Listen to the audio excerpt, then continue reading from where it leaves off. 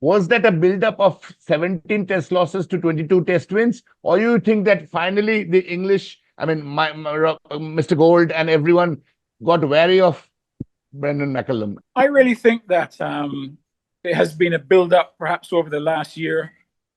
A number of things have happened that the public have got involved and have been pretty much calling for change. If you go back to the fact that the issue in New Zealand with Harry Brook, which was not reported until after the end of the Australia tour, that was the build-up. And then you come back to England, everyone's given a second chance, and then you have a situation where Stokes, at the end of a test match, the incident with Stokes and Atkinson.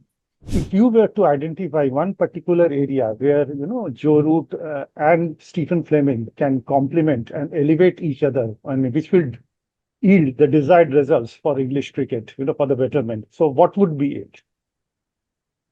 Well, I think what England have got to do now is to perform well against the big teams. They have been, people have dubbed it the best ball era, where they were very aggressive, had great success against the weaker teams. Yeah. I think what they need to do now is to put in some good, solid performances against the better teams. Now, I don't personally believe that they should go back to the old English style of cricket. I believe that, the style of cricket they've been playing has been quite refreshing for me in that, they've been very positive. I just think they just need to make better decisions while being positive. Why the English board are going back to the New Zealanders as a coach? First is McCullum, now is Stephen Fleming. Is that they're acknowledging that there are better players or coach than the Australians who dominated the world for quite a long time? I think the problem is, England would prefer to have an English coach. Yeah. But I think obviously the lack of top English qualified coaches rules them out of the situation, which means that they have to look overseas. If you look at the county championship, that's where you should be getting the coaches from. I think we've got a very poor standard of cricket in this country. County cricket standard is very low at the moment. Hence, there are no outstanding coaches as a result of that. So, the hands are forced at the moment that they've got to look overseas on every occasion to find a coach. The standards of the English county cricket is really very, very low. Do you think that he actually also has to concentrate a little bit on, on fresh talent coming out from county cricket can actually improve from its current appalling standards, or would he just concentrate on getting the cricket team, English Test team, to just play, well?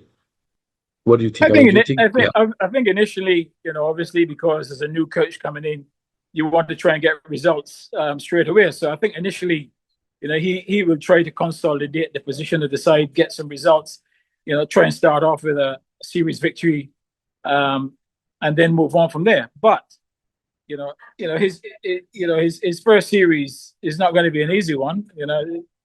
South Africa away is going to be extremely difficult for him. So he's going to concentrate on that. I would hope that, in the position he's in, that he would try to advise the English Cricket Board to try to get the county game strengthened so that you're getting better talent emerging from that, and talent that when it emerges, it's ready for Test cricket. Diminishing of the quality of the entire cricketing world. Why is this depreciation happening on the game? There's too much T20 cricket. That's the reality. Because of the T20 game, all the other formats of the game is being pushed aside. Now, the English summer always consisted of 6 solid months of championship cricket with some shorter form tournaments. So basically, what is happening in England is that the players are not playing enough county cricket. They're having a break in the middle of the season because not everybody plays in the 100. So most of the clubs, the players are idle. They then play another one-day white ball series. I feel India is in a tough position. They are 6th, England is 5th. Any realistic chance WTC final 27? I think listen, England were always a good choice for a semi-final spot. I think a last four.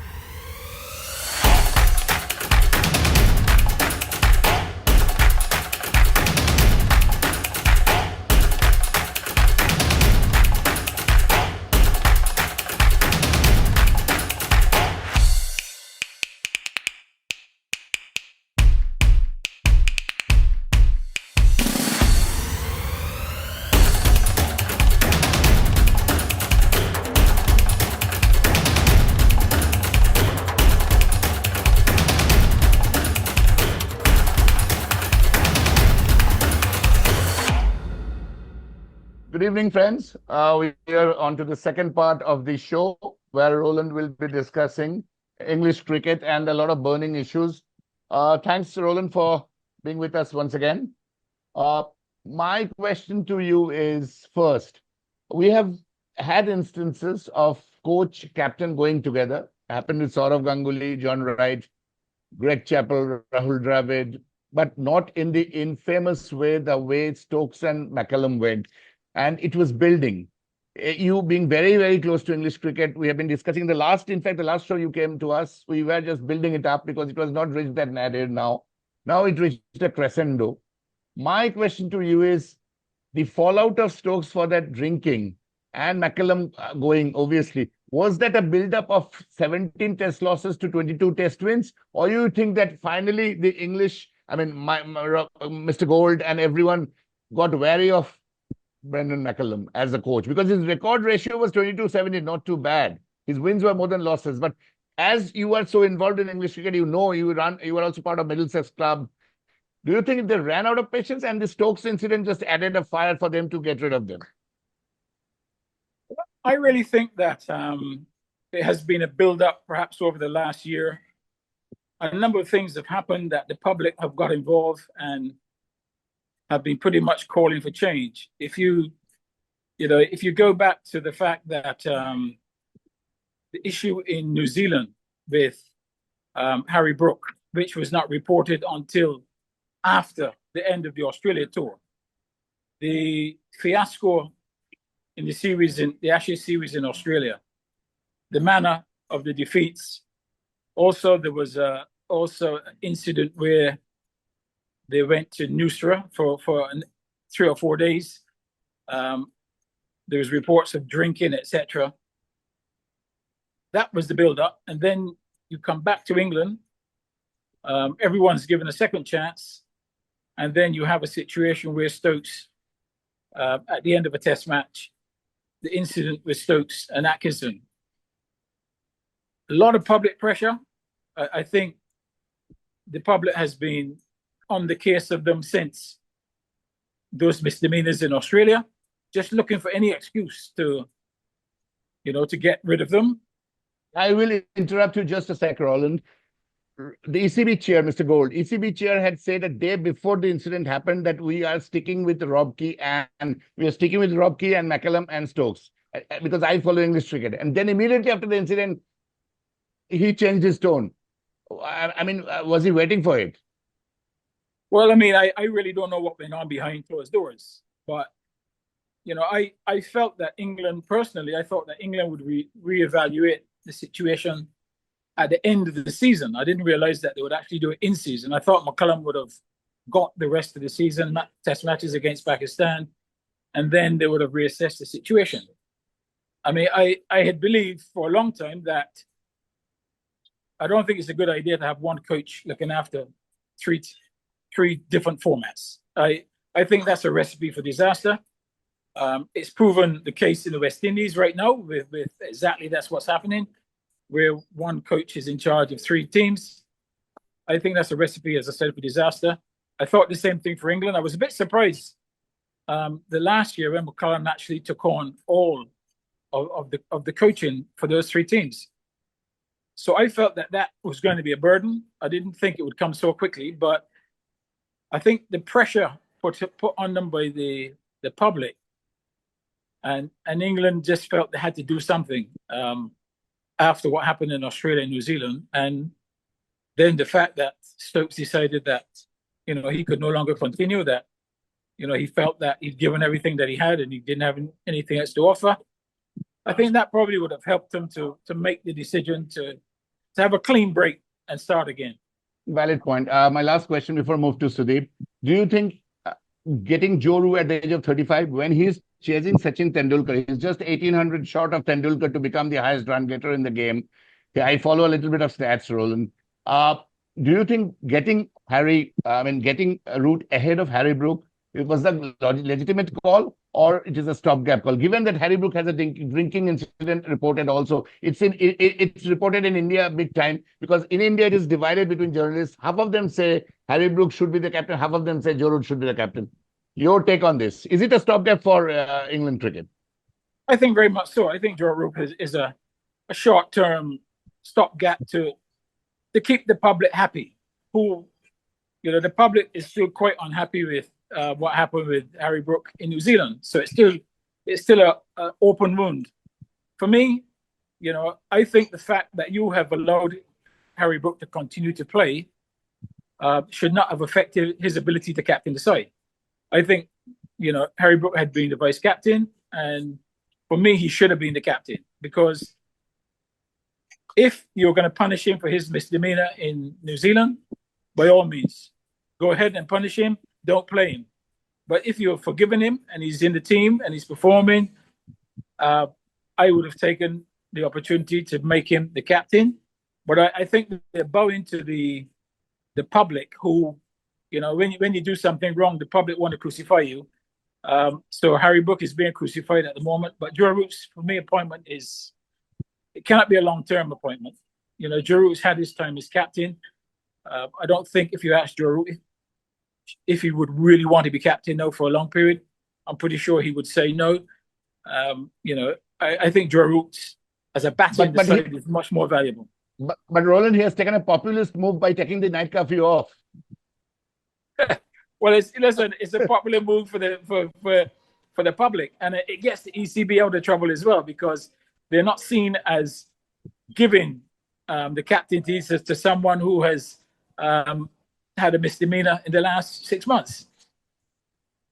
But I think they made a mistake. I think they should have been strong enough to say, we're going to go with Harry Brook, and that's it. So you think Harry Brook, with all his immaturity in the batting, you remember the India-England series, the last test match, India won only because of Harry Brook's careless batting, which Siraj got in. We discussed that in the last show. So do you think Harry Brook is still mature enough to be a captain? Just a passing one-liner from you. Well, yes. I mean, listen, I think Harry Brook is potentially England's best batsman. I mean, Joe Root has obviously got a lot of experience and scoring tons of runs, and he's a great player. But, if you look at the next great batsman, it's Harry Brook, and his stats tells you that, in a short space of time. He's averaging over 50 in Test cricket. He's played quite a lot of matches already. So there's no question about it. I think with Harry Brook, you've got to take what you get. You're going to get occasionally, he's going to do those sort of things. But in the main, Harry Brook is a terrific player. So you are one of those like Indian selectors looking forward. As a selector, you look forward. You don't look back. Most definitely. I mean, what is the point of looking back? I mean, Joe Root is going to, he may continue playing for the next few years. He may do very, very well as a batter. But Harry Brook is a young man. He's in his early 20s, and if there's no one else at the moment besides him pushing for that position, I think you've got to give him the chance. Okay, I'll come to you last after we all finish on my thoughts. Thank you so much. Over to you, Sudeep. Thank you, Rahul. Well, my question, to you will be, as England begins a new chapter, if you were to identify one particular area where, Joe Root and Stephen Fleming can complement and elevate each other, and which will yield the desired results for English cricket, for the betterment. So what would be it? Well, I think what England have got to do now is to perform well against the big teams. They have been, people have dubbed it the best ball era, where they were very aggressive, had great success against the weaker teams. Yeah. I think what they need to do now is to put in some good, solid performances against the better teams. Now, I don't personally believe that they should go back to the old English style of cricket. I believe that, the style of cricket they've been playing has been quite refreshing for me, in that, they've been very positive. I just think they just need to make better decisions while being positive, but remain being positive. And, they've been very attractive to watch for the last couple of years. Why throw that away to go back to dour defensive cricket? I would hate to see them do that. But what they need now is performances against the better teams. Okay. Now coming to, you said the defensive cricket now, incidentally, Stephen Fleming and Joe Root both belong to the, the traditional mode of cricket, not the, the very dashing, dazzling types, So will it make a difference to their style of approach, in the... Well, listen, Stephen Fleming has been involved with white ball cricket for... Yeah, he's also for a number of years. Chennai Kings, Yes, in T20 cricket. Yeah, so he hasn't really been involved with the red ball game. And I'm pretty sure that he would realize that the way the game has developed as a result of, the T20 is that, it's a much more positive and aggressive game. So I cannot believe that Stephen Fleming will look to go back to the days when he played that type of cricket. I think he would try to blend a much more calmer game with the aggression that is shown in white ball cricket, and try and find a happy medium. A controlled aggression, maybe. Controlled aggression with better decision making. Yeah. Thank you, Roland. I think over to you, Kunal. Stephen Fleming has been chosen by the Indian English ECB. Now I have a bit of a query. Why the English board are going back to the New Zealanders as a coach? First it was McCullum, now it is Stephen Fleming. Is that they're acknowledging that there are better players or coach than the Australians who dominated the world for quite a long time? Number one. I think the problem is, England would prefer to have an English coach. Yeah. But I think obviously the lack of top English qualified coaches, rules them out of the situation, which means that they have to look overseas. If you look at the county championship, where that's where you should be getting the coaches from, I think we've got a very poor standard of cricket in this country. County cricket standard is very low at the moment. Hence, there are no outstanding coaches as a result of that. So, the hands are forced at the moment that they've got to look overseas on every occasion to find a coach. I would not believe that perhaps any of the English coaches were considered at all for the job. Okay. As you just said, Stephen was for long with CSK for almost 15, 16 years and shadowed by the great MSG. So as a coach, definitely he has gained a lot of respect in the cricketing arena, but in the white ball cricket. Now, ECB has appointed him in just opposite to red ball cricket with Joe Root. Stephen Fleming, known as a conventional player. Joe Root is a conventional player. The players who have adopted baseball for the last 2 years, 3 years, they changed their style. They have changed their style. They have changed their approach to the game, more on attack from the ball one. So now, how difficult is for players to adopt the new situation and redefine, redesign, recraft their game? Well, I think if they change too quickly, they're going to run into trouble because, if you look through the England side, Duckett is not going to become a defensive player overnight, right? Obviously, Jacob Bethel is injured right now, so he can't play. But he is an orthodox player who's now also playing more aggressively.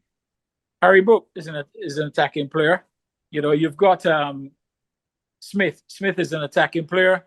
You go down the line. So to change radically, I think, from that type of cricket to a much more conservative cricket game, Joe Root is able to adapt because of his experience, etc., etc.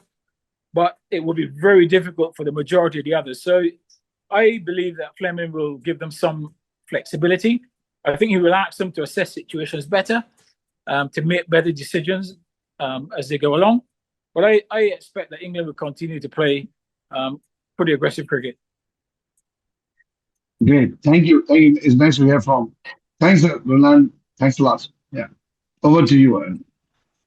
Yeah, so Roland, you actually preempted my question. So you actually, I remember you saying in our last show that the standards of the English county cricket is really very, very low.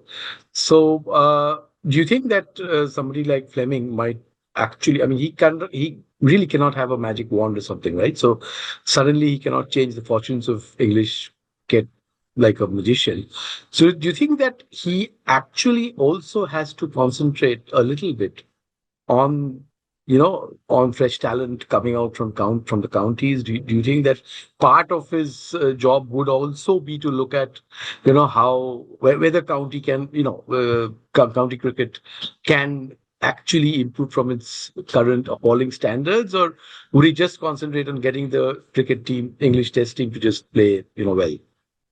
What do you think? I think initially, obviously because there's a new coach coming in, you want to try and get results straight away. So I think initially, he will try to consolidate the position of the side, get some results, try and start off with a series victory, and then move on from there. But his first series is not going to be an easy one. South Africa away is is going to be extremely difficult for him. So he's going to concentrate on that. I would hope that, in the position he's in, that he would try to advise the English Cricket Board to try to get the county game strengthened so that you're getting better talent emerging from that, and talent that when it emerges, it's ready for Test cricket. Because the game is, as I said, it's very poor at the moment. So people who actually come out of county cricket, you're not too sure exactly how they're going to go at the international level. So, I would expect that he would try to work with them to get that situation sorted out, because long term, that his job will depend on that, on the sort of players that can come out of the system into the team and perform. And just wondering, I mean, you said just a little while back that you thought that Root is he's not going to be a permanent captain. He's just there for a short time to sort of fill in, a little bit of transition or something. So, and also you said you answered to Kunal's question and all, that you didn't expect that England would suddenly change their tack. But of course, both Fleming and Root are very, very conventional in terms of mindset. Of course, Root has adapted to Bazball, but do you envisage some kind of change, which probably will happen, but you probably see some continuity as well? But what about after Root? So whom do you think will come in? Will it be Brooke? If it's Brooke, then he's another swashbuckling player. So would you think that England would have a little bit of an issue of, adjusting from Bazball to more conventional, and then back to Brooke, who is probably much more aggressive? So, or should Brooke change? Well, I will not expect that Fleming will make too many changes at the moment, because, changes have to be effective over time. So, I think he will come in. He will just try to, consolidate the situation with Joe Root. Get through the first couple of series, and then try and develop a culture after that. In terms of long term, for me, I think Harry Brooke has to be the captain.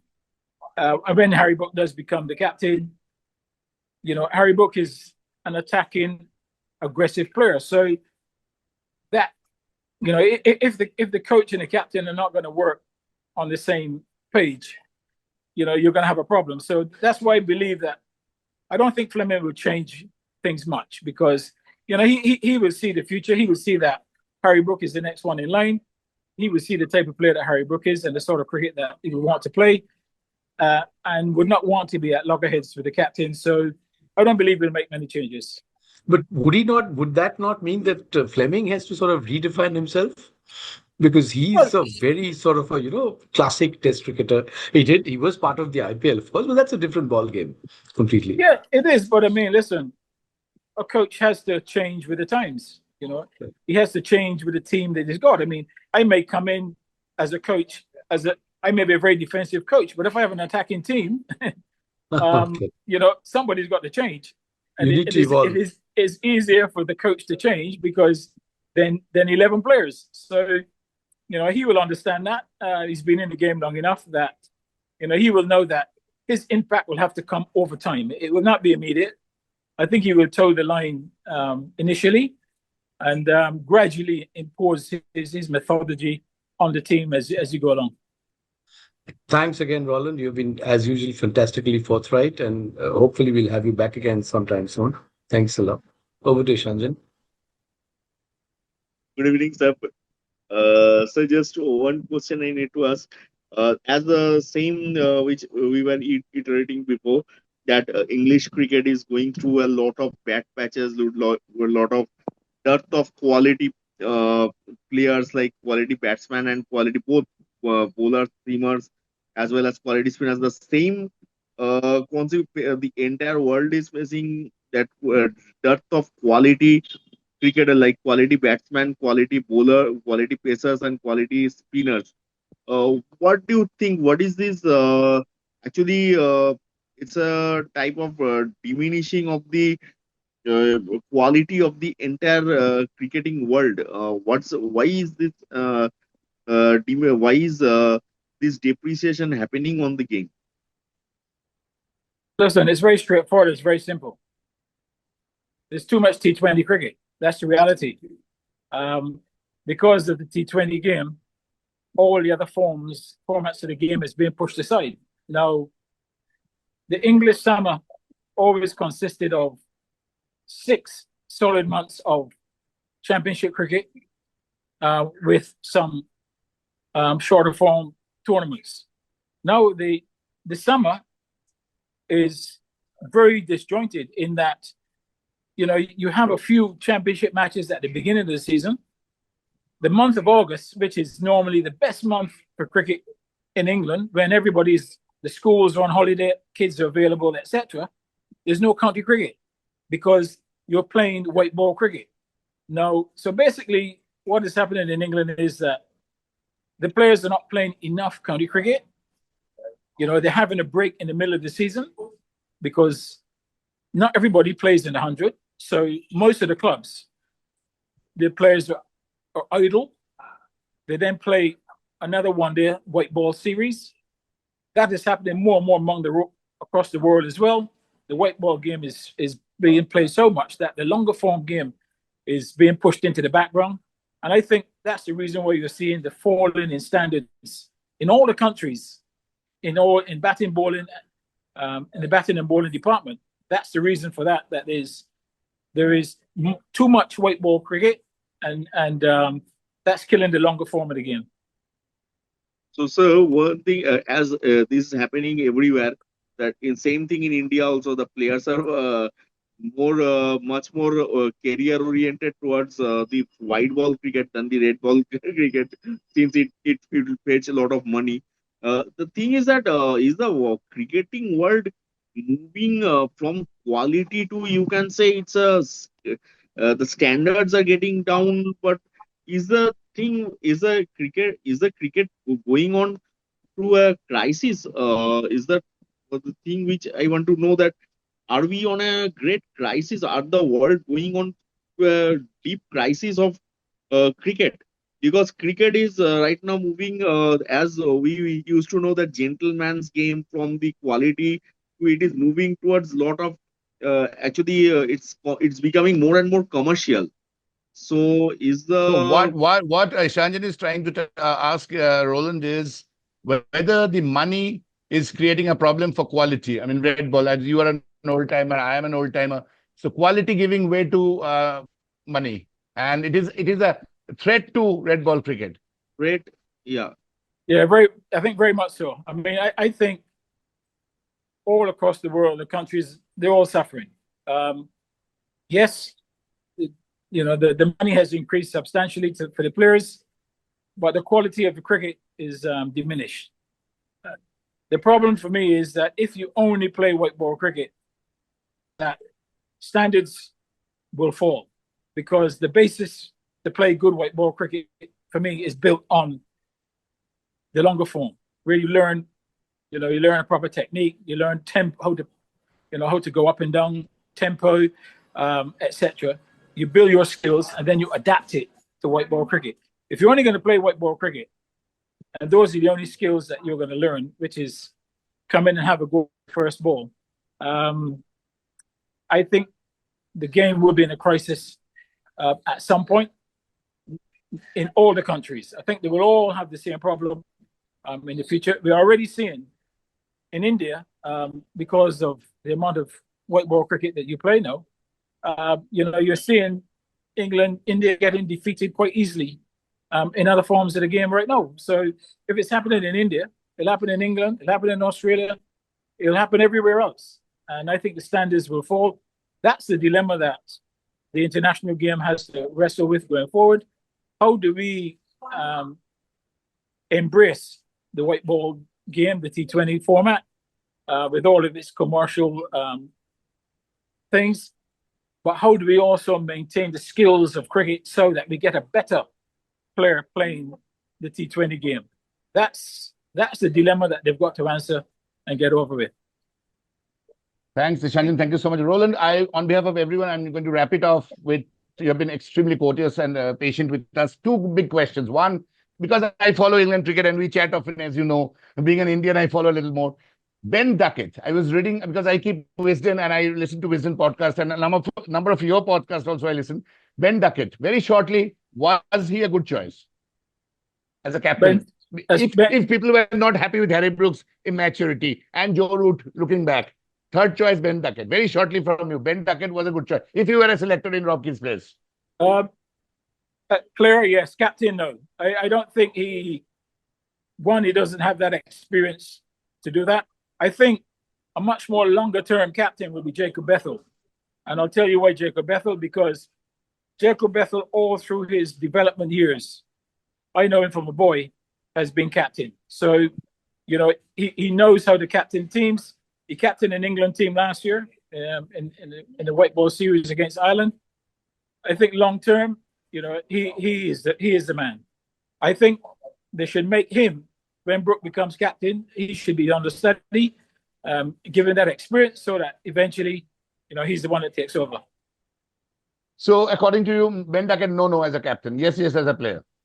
As a player, yes. I was only asking this very shortly because he's the only guy with an average of 40 plus. If you look at a player, there's a thought that first you cement your position as a player, then you get the captain. So I was just thinking that as a player, he was certain. He was very certain in the team. So yes, no, he's a certain opening batsman. I'm not sure about his technical and tactical brain as a leader. Okay. But I am certain of Bethel's. Okay, you are going for Bethel. That's a good call. Yeah. And my last question before we wrap up is the 100, which is killing English cricket, similarly to IPL, which is killing India. I follow 100 a lot. The 100 owners, out of 8-9 teams, 4 owners are Indians. Sanjeev Goenka, RSPPG Group, who's from my city, Calcutta, he owns one. Kavya Maran, who handles Sunrise Hyderabad, is another. Sanjeev Goenka's son, Shashwat Goenka, handles another. So there are 4 Indian industrialists handling 100. Rob Key says that 100 is pumping in money, and it is being said by everyone. David Gower, your good friend, says that in a podcast that we need 100 because we need the money, that English cricket is suffering from anemia. That's the word he used. Blood is not there in English cricket. On one end, you need Indian money, and the other end, the problem goes down with the cricket, the standards which Ishanjan pointed out. Third is CEO of ICC, CEO, not Jay Shah. CEO of ICC is an Indian, Saket Gupta. Yesterday, he said, we are going to get away with bilateral series. We are only going to play IPL or T20 and Test cricket. So is there a dichotomy, and how are you going to solve it as an administrator with your huge experience with Middlesex cricket? How do you think? You play 100 and you expect people to survive 6 sessions? Well, listen, I forecast that long time ago, that's the way the game is going to go. I think the first thing they will do, even though they have decided against it the last meeting, the first thing that they will do is the separation of the top 6 or so for the bottom 6. Now, when we discussed that, the tier right. 1, tier 2, yeah.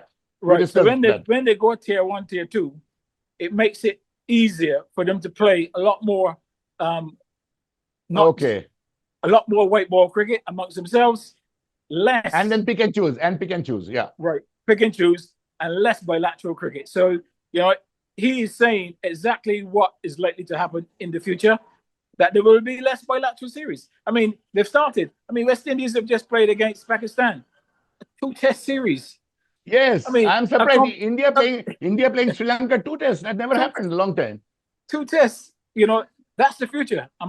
It's sad, but that's what's going to be, unless they have a complete turnaround. That's the future. Thank you. And last question.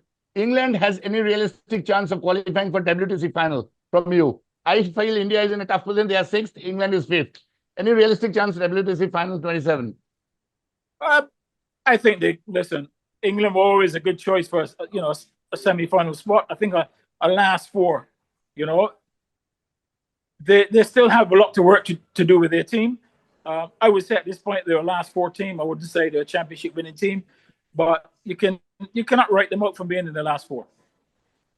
Thank you so much, Roland. Really appreciate you coming from our lunch at Middlesex, along with the great Clive Lloyd and Sir Gordon Greenidge. You are really blessed, as I tell you, that you are blessed with people who you will think and dream of talking to. So Desmond Haynes, Sir Gordon Greenidge, I mean, some of the greatest. Sir Clive Lloyd, he was in Calcutta a few days back, Sir Clive Lloyd. He's 83 years old, I'm told, but he's very fit even now with the state. He's very fit. He's very fit, yes. Thank you so much. Please. I will go upstairs and take some photos and send you. Yeah, thank you so much. It would be really wonderful if you send us of Clive Lloyd with you. I really appreciate that. One of my childhood heroes. I watched him with Joel Garner and Andy Roberts in Kolkata 41 years back. In 1983 when he came here as a captain. I'm a huge fan of him. Thank you so much, Roland. Really appreciate it. Any closing word from Oyon, Kunal and everyone before we close? Any closing word, Oyon? Massive respect, Roland, for taking this time out, even though the celebrities were waiting for you for the lunch. But still, the passion for the game and passion to speak with us, it's a great honor. It's all the best, all the luck. And let's see, and we'll catch up you soon in the next episode.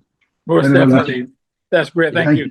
Right. And I think we should discuss, we sort of speculated so much about what Fleming would do and all that. And it will be interesting to analyze, after what happens in England's, test matches or whatever. It's, of course, test matches. And see what Fleming really delivers. I mean, if he can deliver, it'll be as we think, it is going to be a redefining of him as well, because Bazball and Stephen Fleming just do not seem to match. That's been very interesting. Yeah. Yeah, I think the Pakistan-England series is something which we all look forward, Roland. Absolutely. Yeah. Absolutely. Yes, we do. But as I said, there will be a caretaker man in charge. So Fleming doesn't take charge until they go to South Africa. Okay. So McCallum is still in the charge of red ball side? No. Trescothick will take. Trescothick is Michael Trescothick, assistant coach. Yes. He will take over for time being. Okay. So what chance do you give to England in South Africa? Because South Africa is really glowing hot, right? South Africa, they're a hard team now. Don't forget, last year, South Africa were World Test champions. So. Exactly. So England has a hard time, and Fleming is going to have a baptism by fire. He's going to have a baptism. He's going to have a baptism by fire. Yes. We'll talk about it, sure. Definitely. Thank you so much, Roland. Yeah. Thank you so much. Wonderful. Really appreciate you joining us and taking time out. Thank you, and go back and enjoy your dinner. Don't forget to send us picture of Sir Clive Lloyd, please. Sure. Thank you. Definitely, Rahul. Great to see you all. Thanks, Roland. See you. Bye-bye. Bye.